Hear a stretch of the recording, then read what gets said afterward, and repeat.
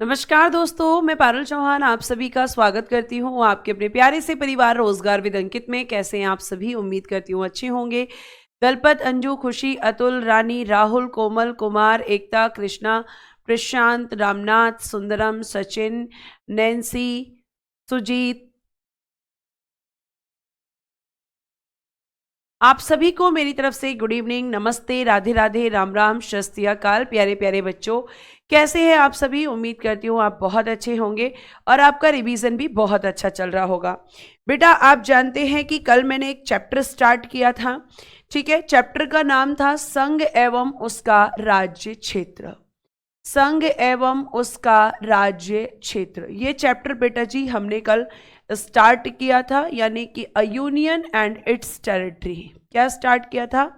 A union and it's territory, and it's territory, ये हमने chapter आपका स्टार्ट किया था, a union and it's territory. ठीक है, इसी को बेटा जी हम यहाँ पर पढ़ रहे थे, a union and it's territory, ये चैप्टर का नाम था। संघ एवं उसका राज्य क्षेत्र, a union and it's territory, इसी के बारे में प्यारे बच्चे आज हमें पढ़ना है। ठीक है, तो हम जो संघ एवं उसका राज्य क्षेत्र है, a union and it's territory के बारे में जब हम पढ़ रहे हैं, तो आप मेरी बात को बहुत अच्छे से ध्यान रखना। बफरिंग हो रही है, क्लास रुक रही है। अच्छा, 1 मिनट रुक जाइए, 1 मिनट रुक जाइए, 1 मिनट। बताइएगा कि अभी आपकी जो क्लास है वो ठीक से चल रही है या नहीं चल रही है? बताइए जल्दी से, अभी बताइए मुझे बेटा जी कि अभी आपकी क्लास ठीक से चल रही है? मैंने वाईफाई चेंज कर दिया है। अभी बताइए, अभी फटाफट से, अभी अभी बताइए कि अभी क्लास ठीक से चल रही है या नहीं? अब बताइए फटाफट एक बार। अभी ओके है? मैंने क्लास को रिफ्रेश कर दिया है, वाईफाई को चेंज कर दिया है।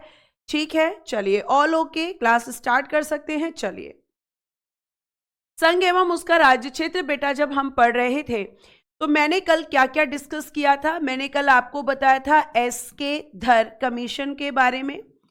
ठीक है, एस के धर आयोग हमने डिस्कस किया था। और बेटा जी हमने डिस्कस किया था जेबीपी समिति को, यानी कि जेबीपी कमेटी मैंने आपको बताई थी, जेबीपी समिति, जेबीपी कमेटी, हमने दोनों को डिस्कस किया था। और इन दोनों ने ही अपनी रिपोर्ट में कहा था कि भैया राज्यों के आधार पर, भाषा के आधार पर राज्यों का गठन नहीं होना चाहिए। ठीक है, इन दोनों ही ने क्या कहा था? क्लास रुक रही है, क्लास नहीं चल रही है, क्या हो रहा है भाई?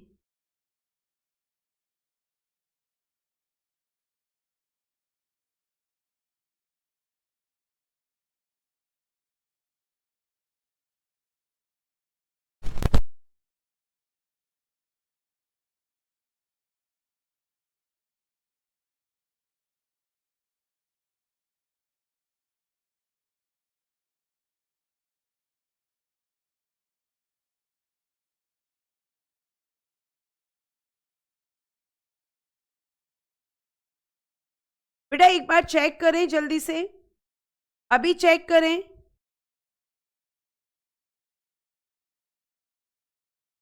अभी चेक करिए एक बार प्लीज।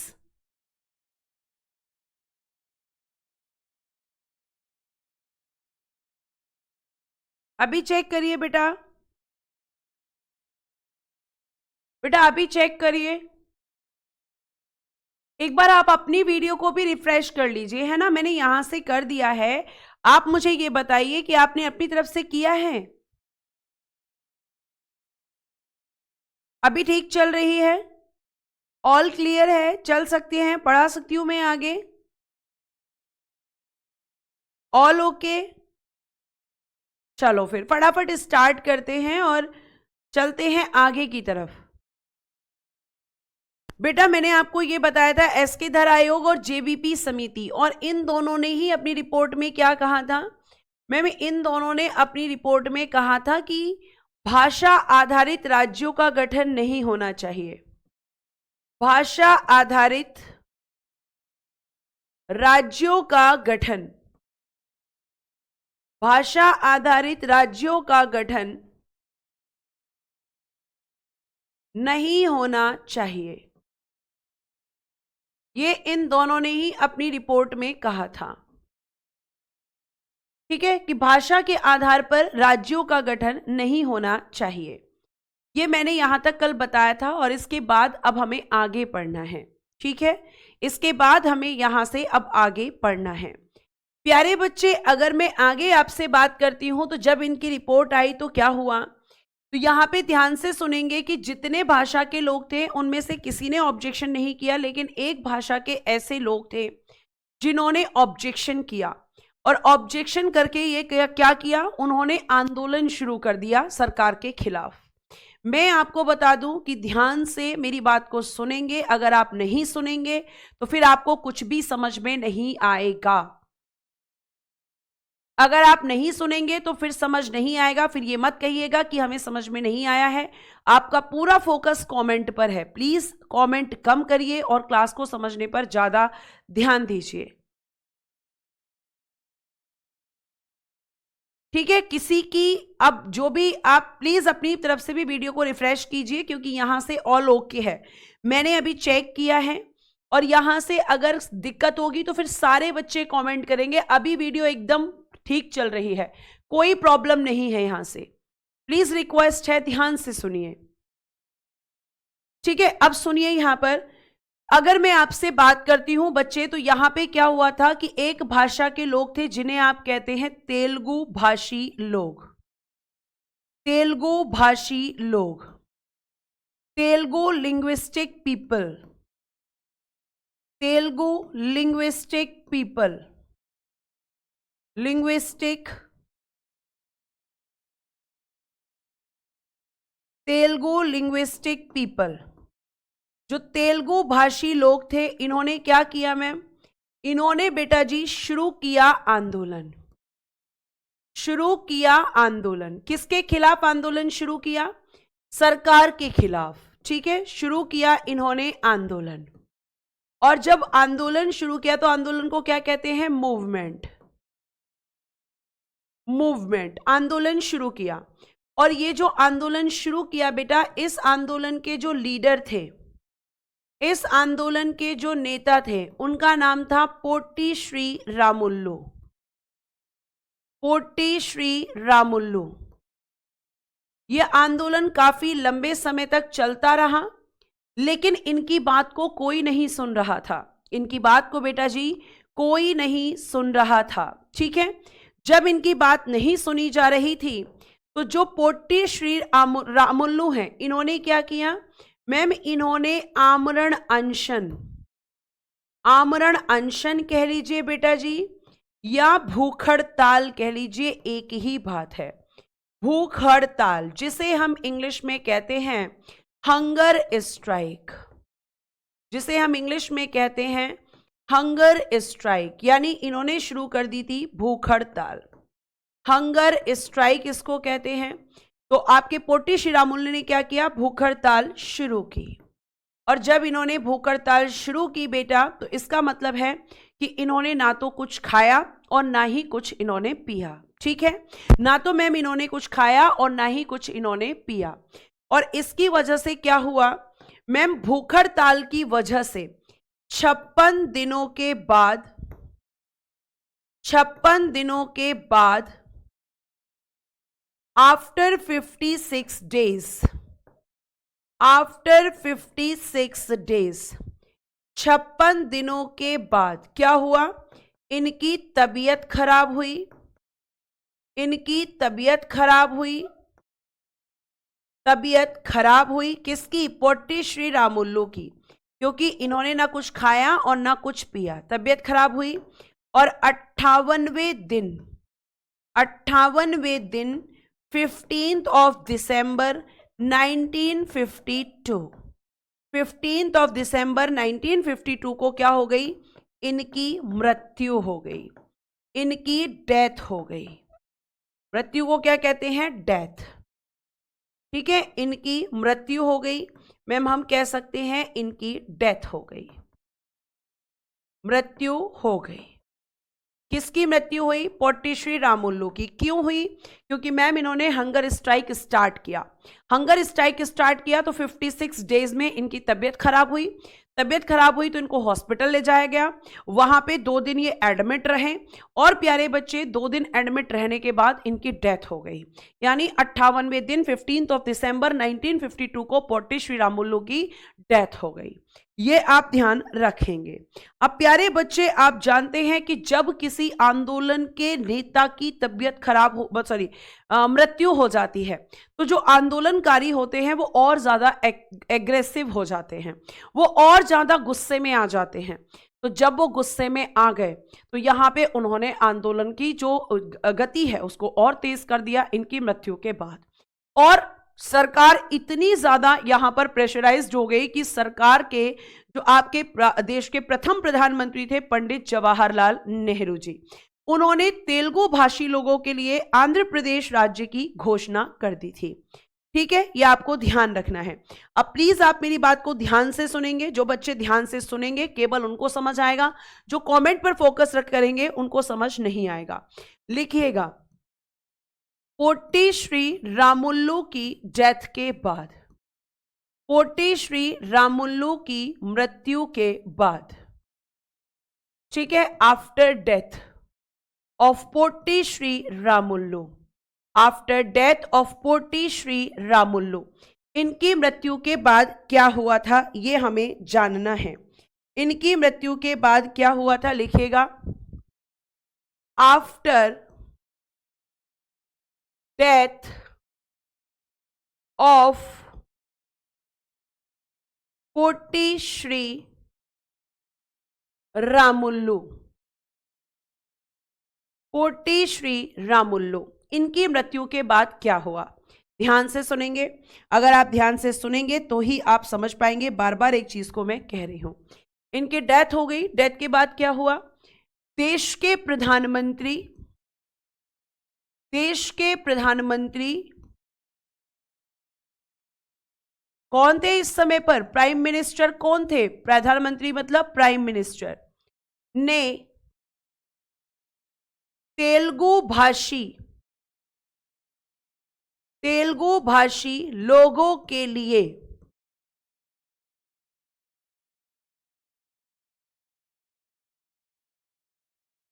फॉर तेलुगु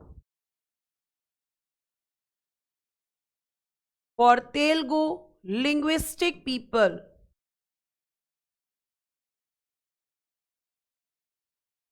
तेलुगु भाषी लोगों के लिए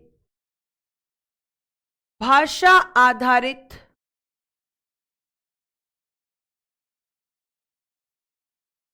प्रथम राज्य, first linguistic base state, first linguistic base state,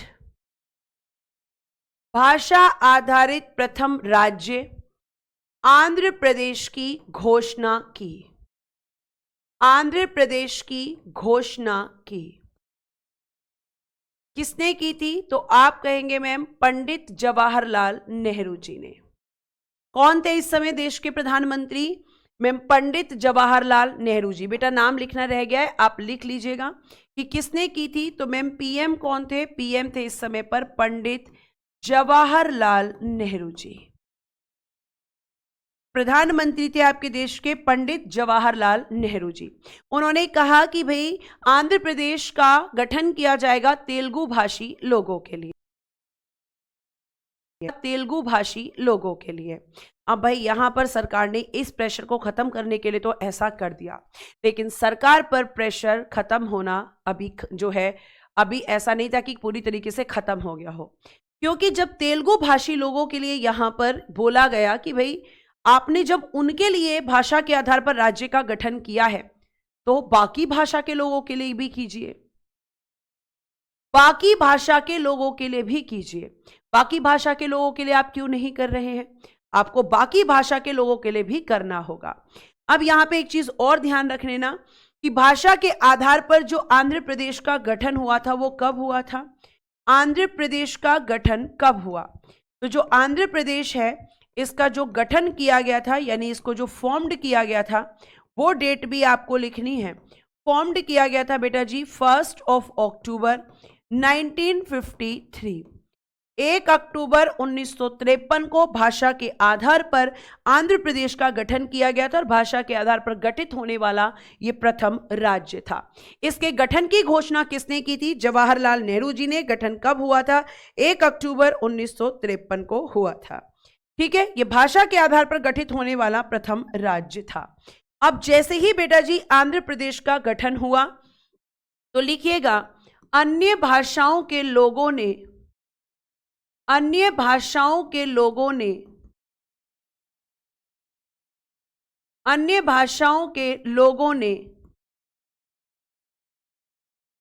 भी भाषा के आधार पर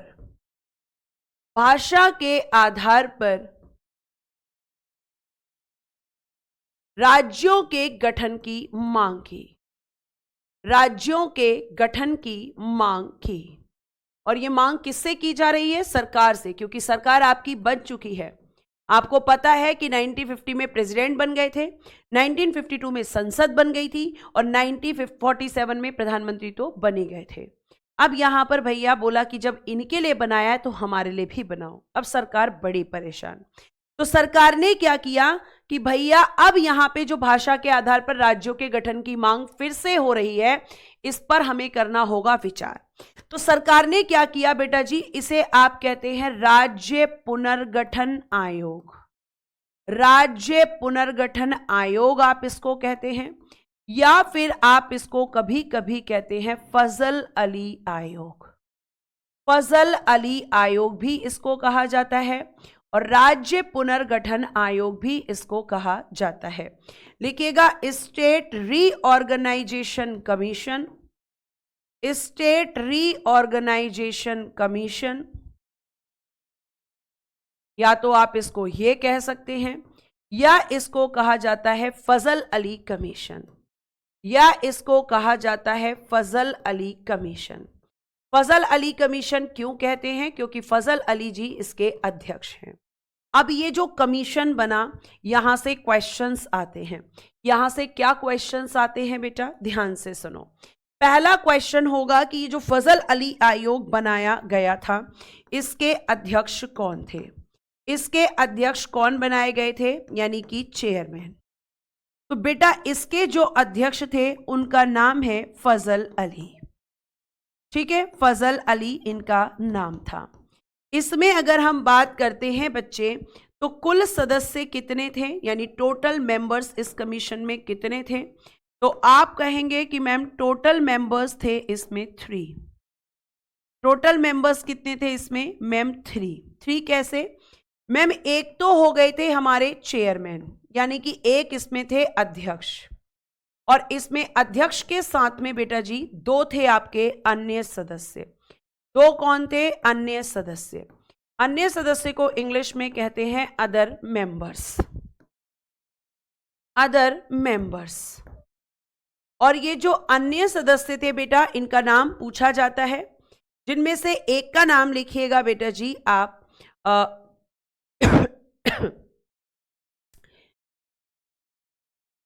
मैम डेथ कब हुआ था बेटा? जरा ध्यान से देखो स्लाइड पर। 15 दिसंबर 1952 डेट मेंशन है।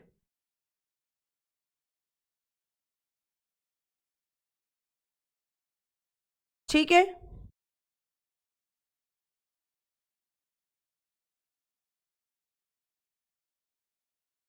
देख लीजिए एक बार,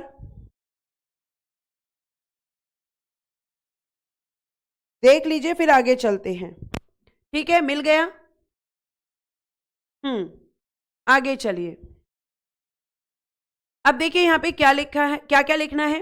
मैम एक थे के.एम. पनिक्कर, एक थे मैम के.एम. पनिक्कर, और एक थे मैम हृदयनाथ कुंजरू। हृदयनाथ कुंजरू। अगर आपसे पूछेगा कुल सदस्य कितने थे? 3। अगर आपसे पूछेगा अध्यक्ष कौन था? फजल अली। और अगर आपसे कोई पूछेगा कि अन्य सदस्य कितने थे, तो 2। ठीक है, ये आपको ध्यान रखना है। तो ये 2 अन्य सदस्य थे प्यारे बच्चे। ठीक है, इनको लिख लीजिए फटाफट, लिखकर फिर हम आगे चलते हैं। हम अब क्या करेंगे, आगे चलेंगे फटाफट। हाँ, अभी लिखवा रही हूं इस कमीशन का गठन कब हुआ था, लिखवा रही हूं। गठन बेटा जगह नहीं है ना, लिखवा रही हूं, ठीक है, लिखवा रही हूं, आप पहले इतना लिखिए, ठीक है। अब बात करते हैं कि इस कमीशन का गठन कब हुआ था, मतलब इसे फॉर्म्ड कब किया गया था। तो बेटा इसका जो गठन हुआ था वो हुआ था 1953 में। फॉर्म्ड कब हुआ था ये, 1953 में। और इस कमीशन का अगर हम बात करते हैं तो इसने अपनी रिपोर्ट कब दी थी, ठीक है, इसने अपनी रिपोर्ट कब दी थी और रिपोर्ट में क्या क्या कहा था, ये हमारे क्वेश्चंस पूछे जाते हैं। तो आप कहेंगे कि मैम इसने अपनी रिपोर्ट दी थी 30 दिसंबर 1955 को। अब देखिए इसने अपनी रिपोर्ट में क्या क्या कहा था। इसकी रिपोर्ट बहुत ही शानदार थी। पहला पॉइंट तो इसने अपनी रिपोर्ट में कहा था कि भाषा आधारित राज्यों का गठन नहीं होना चाहिए। इसने कहा कि जो भाषा आधारित राज्य हैं, ठीक है, उनका गठन, भाषा आधारित राज्यों का गठन नहीं होना चाहिए, गठन नहीं होना चाहिए। इसने भी साफ मना किया, ठीक है। ध्यान से सुनना, ये सरकार को अपनी बातें कह रही है। अब सरकार क्या क्या एक्सेप्ट करेगी मैं आपको बताऊंगी। दूसरा, इसने कहा कि संविधान के भाग 7, संविधान के भाग 7 यानी कि part 7 of constitution, part 7 of constitution, संविधान के भाग 7 को रिमूव करो, यानी कि हटाओ,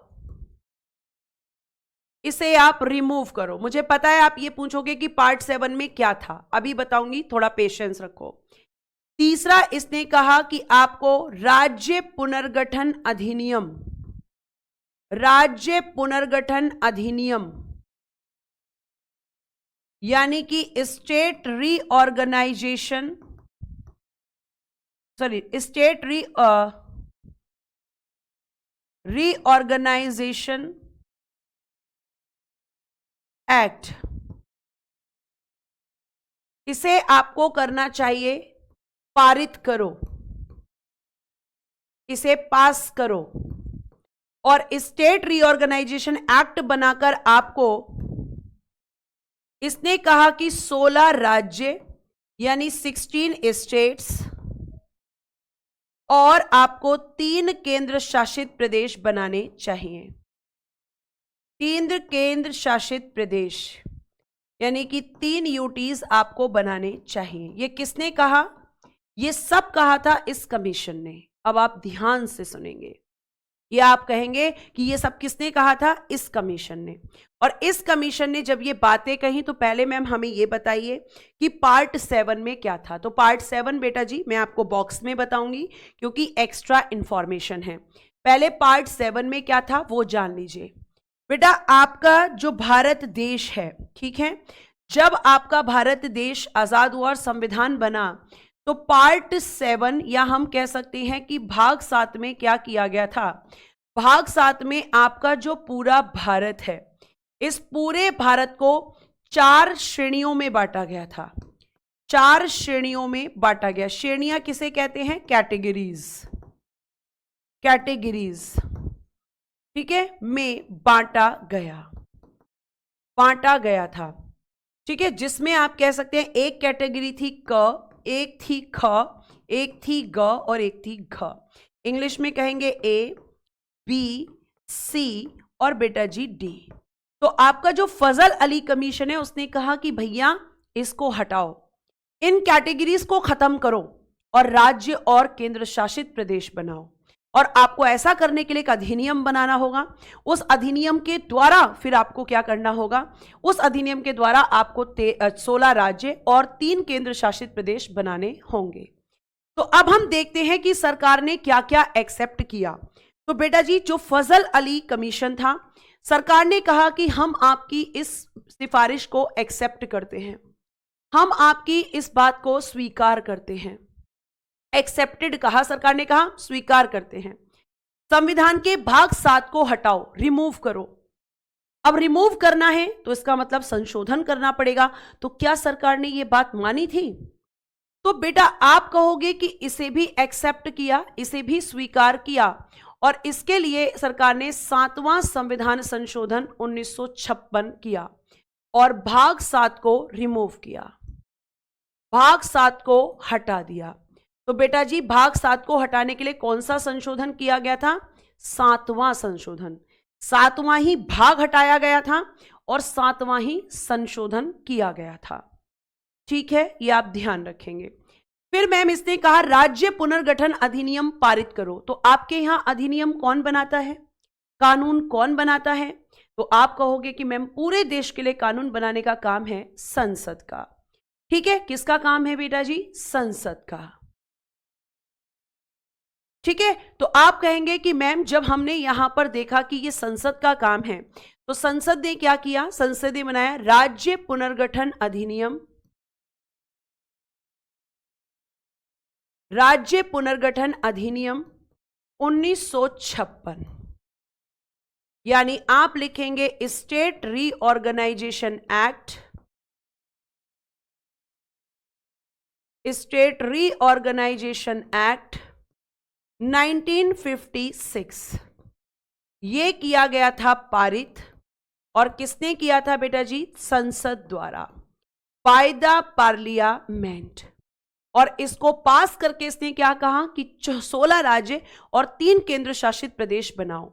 लेकिन यहां पर सरकार ने कुछ चेंज किया, और हमारी सरकार ने बेटा जी 1 नवंबर 1956 को, 1 नवंबर 1956 को बनाए 14 राज्य और 6 केंद्र शासित प्रदेश, यानी 14 स्टेट्स और बेटा जी 6 यूनियन टेरिटरीज। सरकार ने कहा कि मैंने आपकी सारी बातें मानी हैं, लेकिन मुझे लगता है कि हमें राज्य कितने बनाने चाहिए? 14, और कितने यूटीज बनाने चाहिए? तो उसने कहा 6। तो केवल चेंज कहां पर हुआ? मैम केवल चेंज यहां पर हुआ। ये थी आपकी इसकी रिपोर्ट। ठीक है, ये थी इसकी रिपोर्ट। लेकिन मैम अगर हम बात करते हैं तो हमें यह बताइए बेटा कारू सही तो लिखा है, और कैसे लिखूं? रिपोर्ट के सामने ही पॉइंट्स लिखे हैं।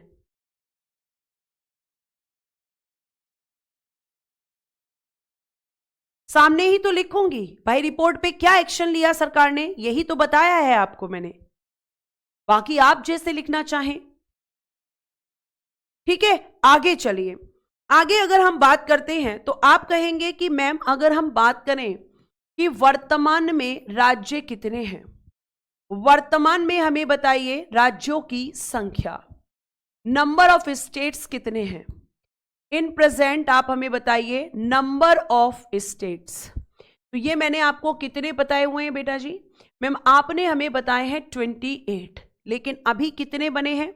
मैम 14 राज्य हैं अभी तो हमारे पास केवल, और ये बने हैं 1 नवंबर 1956 को। तो आप हमें बताइए कि 15वां कौन सा था, 16वां कौन सा था, 17वां, 18वां, 19वां,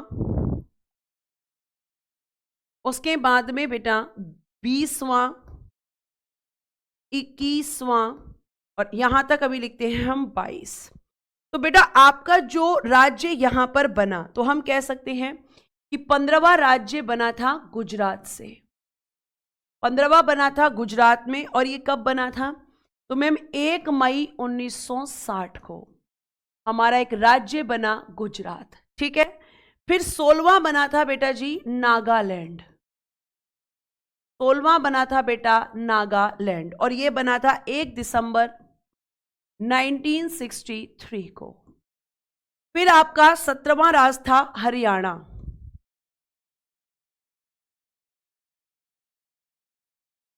हरियाणा, और ये बना था बेटा 1 नवंबर 1966, 1 नवंबर 1966। फिर आपका जो 18वां राज्य था वो था आपका हिमाचल प्रदेश, हिमाचल प्रदेश। और जब हम हिमाचल प्रदेश की बात करते हैं तो ये बना था आपका 25 जनवरी 1971 में, 25 जनवरी 1971। फिर 19 नंबर पे हम बात करते हैं मेघालय, 20 पे हम बात करते हैं मणिपुर। थोड़ा पेशेंस रखेंगे क्योंकि तीनों सेम ईयर में बने हैं, ठीक है। मेघालय, मणिपुर और बेटा जी त्रिपुरा। तो इन दोनों की इन तीनों की जब हम बात करते हैं तो आपके ये कब बने थे? 21 जनवरी 1972। ये बने थे 21 जनवरी 1972। ये आपके तीनों एक साथ बने थे, तीनों की डेट एक है, ठीक है बेटा। आप भले ही 1 नवंबर, 1 मई, 1 दिसंबर ये स्किप कर सकते हैं, लेकिन आपको 60, 63, 66, 71, 72 ये याद रखना पड़ेगा, क्योंकि क्वेश्चन पूछ लिया जाता है कि कौन सा स्टेट कब बना। उसको सीक्वेंस में लगाने के लिए आ जाता है क्वेश्चन, सीक्वेंस में लगाने के लिए आ जाता है क्वेश्चन, ठीक है। तो 1 मई 1960 को बना था आपका गुजरात, 1 दिसंबर 1963 को बना था नागालैंड, 1 नवंबर 1966 को बना था आपका हरियाणा, 25 जनवरी 1971 को बना था हिमाचल प्रदेश, और बेटा जी 21 जनवरी 1972 में आपके बने हैं मेघालय, मणिपुर और त्रिपुरा। फिर आ जाते हैं हम सिक्किम पर। अगर मैं बात करती हूं तो सिक्किम, मैंने आपको बताया था कि सिक्किम आपका भारत में 22वां राज्य था, और सिक्किम के लिए बेटा 2 संशोधन हुए थे, है ना। इसके लिए पहले क्या हुए थे? 2 संशोधन। तो आपका संशोधन कौन कौन से हुए थे, अमेंडमेंट कौन कौन से हुए थे, पहले तो वो लिख लीजिए। अमेंडमेंट, तो बेटा एक अमेंडमेंट हुआ था 35वां संविधान संशोधन 1974 में, और इसे बनाया गया था सहराज्य, यानी कि एसोसिएट स्टेट बनाया गया था, यानी इसको राज्य का दर्जा दिए जाने की बात कब हुई थी? 35वें संविधान संशोधन 1974 के द्वारा, और 36वां संविधान संशोधन 1975 में इसे बनाया गया था पूर्ण राज्य, ठीक है। तो ये आपका फुल स्टेट कब बना था? 1975 में ये बना था, ठीक है। लिख लीजिएगा पूरी डेट, 16 मई 1975 में बना था बेटा जी सिक्किम, 16 मई 1975 में, ये आपको ध्यान रखना है, ठीक है। इतनी बात आपको समझ में आ रही है? प्रिंस आप क्या कह रहे हैं? नहीं समझ में आ रहा है? बिल्कुल बिल्कुल, आप पीडीएफ से पढ़ सकते हैं अगर नोट्स बनाने का टाइम नहीं है तो, ठीक है। तो आपके 22 राज्य हो गए। अब हम आगे की तरफ अपनी काउंटिंग को स्टार्ट करते हैं। जैसे हम लिखेंगे एक आपका 23वां, 24वां और बेटा 25वां, इन तीनों के भी ईयर्स सेम है। जैसे 23वां हम लिखेंगे मिजोरम, 24वां हम लिखेंगे अरुणाचल प्रदेश, अरुणाचल प्रदेश, और 25वां बेटा हम लिखेंगे गोवा। गोवा के बारे में मैंने आपसे पहले भी डिस्कस किया था। तो मिजोरम और अरुणाचल प्रदेश बने हैं 20 फरवरी 1987। अब आप जानते हैं कि गोवा की अगर मैं बात करती हूं तो गोवा पर 1961 तक पुर्तगालियों का अधिकार था। पुर्तगाली कौन थे? तो मैम यूरोप से आई हुई एक विदेशी शक्ति थी, पुर्तगालियों का अधिकार था, ठीक है। और हमने क्या किया था मैम? हमने गोवा को 1961 में गोवा को आजाद कराया या गोवा को स्वतंत्र कराया। स्वतंत्र मतलब इंडिपेंडेंट, इंडिपेंडेंट यानी पुर्तगालियों के अधिकार से हमने इसको स्वतंत्र कराया। कब? 1961 में हमारी सरकार ने। और फिर प्यारे बच्चे हमने क्या किया था मैम? हमने गोवा को 25वां राज्य बनाया। 25वां राज्य कौन सा संशोधन था? 56 कॉन्स्टिट्यूशन अमेंडमेंट 1987। 56वां संविधान संशोधन करके हमने गोवा को पूर्ण राज्य का दर्जा दिया था। और गोवा का गठन अगर हम बात करें तो यह हुआ था 30 मई 1987। यह था आपका 25वां राज्य। फिर हम आ जाते हैं 26वां, 27वां, 28वां और 29वां। मैम 29 कैसे हो सकते हैं? वर्तमान में तो 28 हैं बेटा, अभी कहानी बाकी है। थोड़ा सा डिजिट्स और दूर दूर लिखते हैं। 26, 27, 28 और बच्चे 29। 26वां आपका बना था छत्तीसगढ़। ठीक है, ये बना था आपका बेटा जी मध्य प्रदेश से अलग होकर, मध्य प्रदेश से पृथक, पृथक को कहते हैं सेपरेट। उसके बाद बना था बच्चे उत्तराखंड। इनके बारे में मैंने आपको पहले भी बताया है, ये यूपी से पृथक होकर बना था। ठीक, फिर बना था आपका झारखंड, और ये मैंने आपको बताया था कि बिहार से अलग होकर बना था। और फिर बेटा 29वां था आपका तेलंगाना, जो कि आपका आंध्र प्रदेश से अलग होकर बना था, आंध्र प्रदेश से पृथक। ठीक है, ये बना था बेटा 1 नवंबर, 1 नवंबर 2000 को। ये बना था 9 नवंबर 2000 को। ये बना था 15 नवंबर 2000 को। और ये बना था बेटा जी 2 जून 2014 को। लेकिन मैम आपने तो 28 बताया है। अब ध्यान से सुनो, हम कह सकते हैं कि 2014 तक राज्यों की संख्या कितनी थी, या ऐसे कह सकते हैं कि 2019 तक राज्यों की संख्या अगर आपसे पूछी जाए तो कितनी थी, तो मैम हम कहेंगे 29। कि 2019 में किस डेट तक? 31 अक्टूबर 2019 से पहले, 2019 से पहले। अब क्या किया गया, 31 अक्टूबर 2019 को जम्मू कश्मीर को केंद्र शासित प्रदेश घोषित किया गया, केंद्र शासित प्रदेश घोषित कर दिया गया, यानी इसे यूनियन टेरिटरी बनाया गया। तो अब आप मुझे बताओ कि जम्मू कश्मीर जो आपका 31 अक्टूबर 2019 से पहले एक राज्य था, तो आप करेंगे 29 माइनस जम्मू कश्मीर, तो कितने बचेंगे मैम? 28। कितने राज्य बचेंगे? 28। तो ये आपको ध्यान रखना है।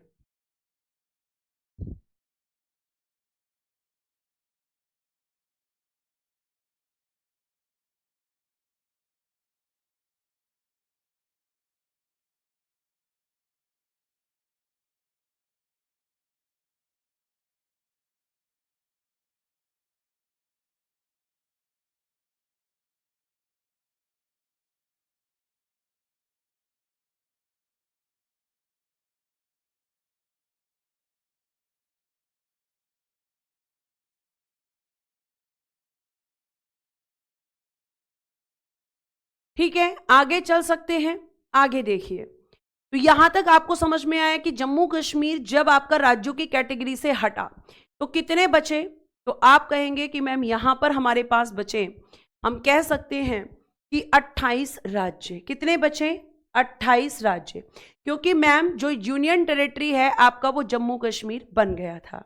अब प्यारे बच्चे आगे अगर मैं बात करती हूं, तो हमने पढ़ा केंद्र शासित प्रदेश, इनके बारे में भी जान लीजिए थोड़ा सा।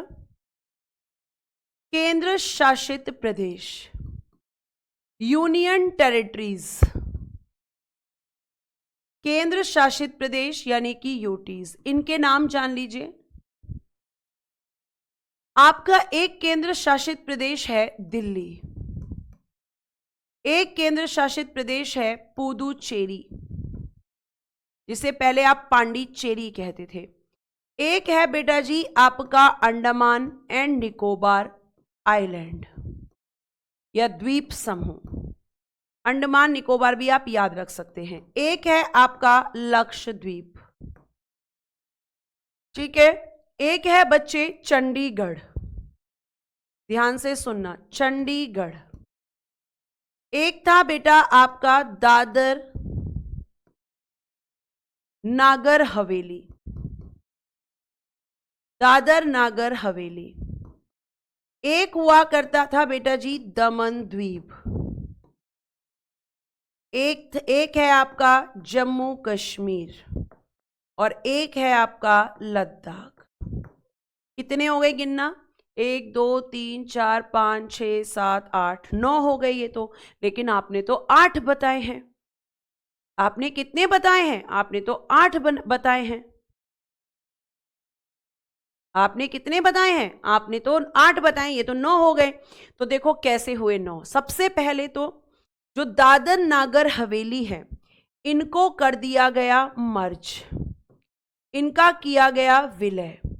और विलय कब किया गया? मतलब दोनों को एक कर दिया गया 26 जनवरी 2020 को। और बेटा इसका नाम अब रख दिया गया दादर नागर हवेली, दादर नागर हवेली एंड दमन द्वीप, यानी ये दोनों को मिलाकर एक कर दिया।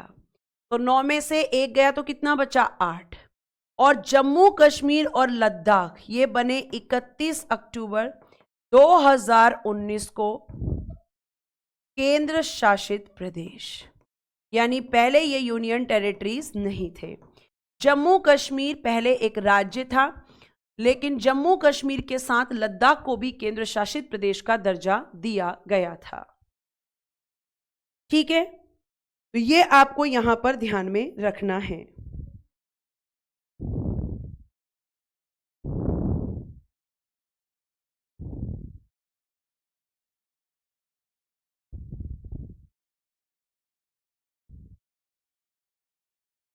अब यहां पे हमने यूटीज की बात की है, तो यूटीज से रिलेटेड आपका जो दिल्ली है, दिल्ली से रिलेटेड एक बहुत ही इंपॉर्टेंट अमेंडमेंट है, उसके बारे में मैं आपको बताना चाहूंगी। 69वें संविधान संशोधन 1991, 69वां संविधान संशोधन 1991 में क्या किया गया? संघ शासित क्षेत्र,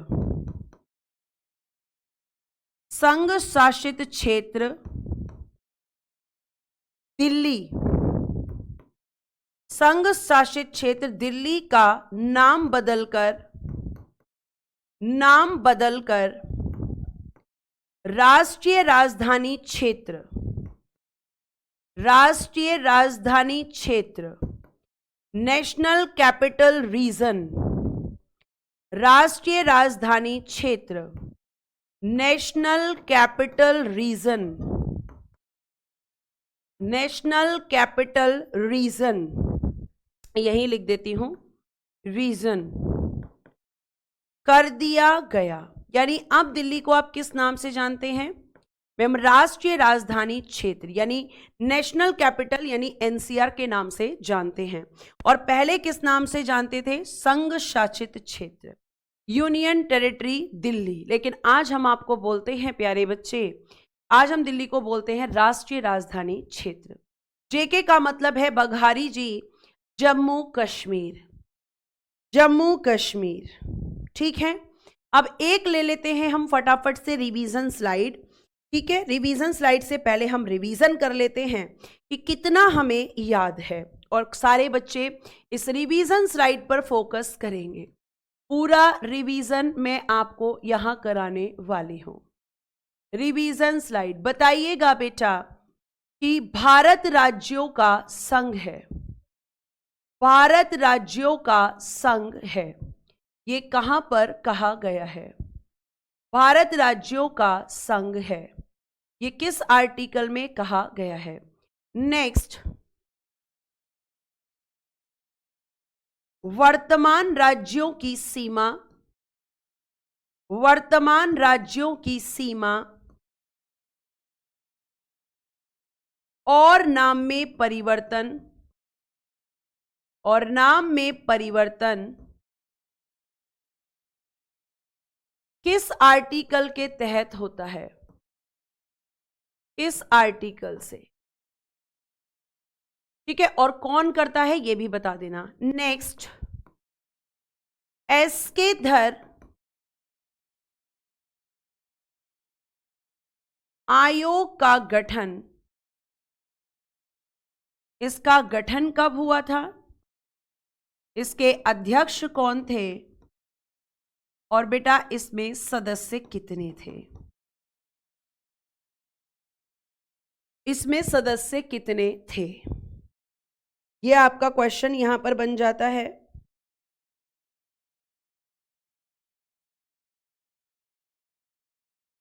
ठीक है, और भी क्वेश्चंस मैं लिख रही हूं, थोड़ा सा मुझे समय देंगे सोचने का कि क्या और क्वेश्चन। और हाँ, एक क्वेश्चन मुझे बताइएगा, जेबीपी समिति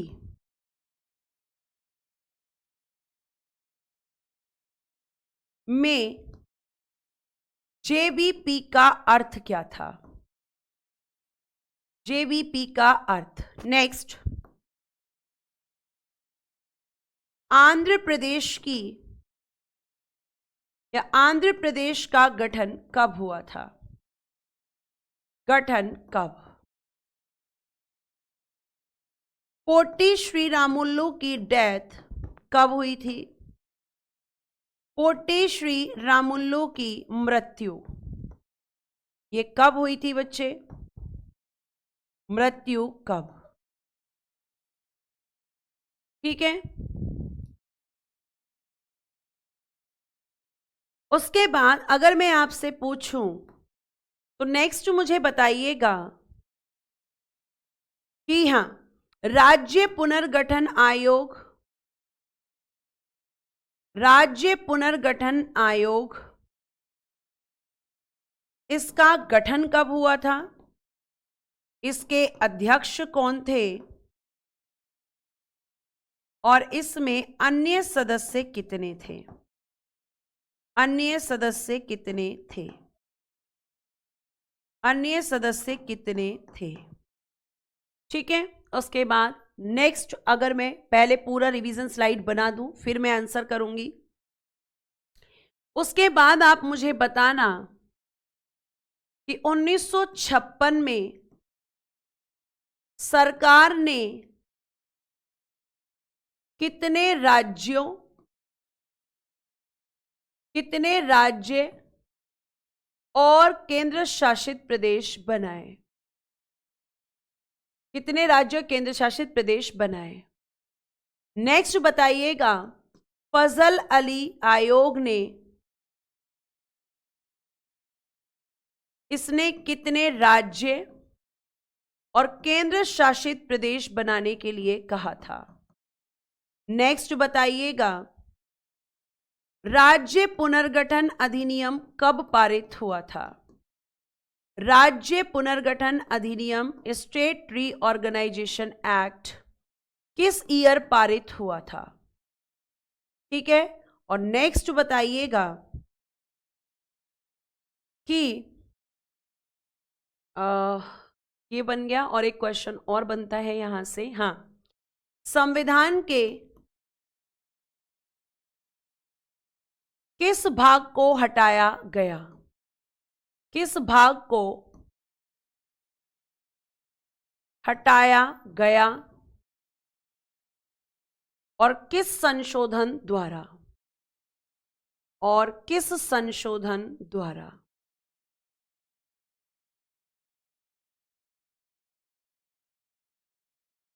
नेक्स्ट, सिक्किम को पूर्ण राज्य का दर्जा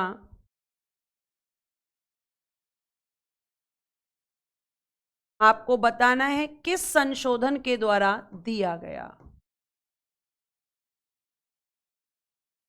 भारत का 25वां राज्य कौन सा था, 25वां राज्य कौन सा था।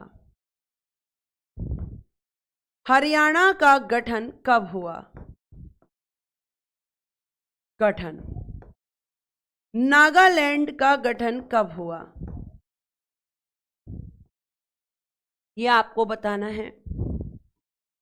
उसके बाद छत्तीसगढ़ का गठन कब हुआ, और लास्ट है तेलंगाना का गठन कब हुआ। तो आपको केवल ईयर बताने हैं, पूरी डेट्स नहीं बतानी है। आइए अब मैं बताती हूं एक एक करके और अपने आंसर्स मैच कर लीजिएगा।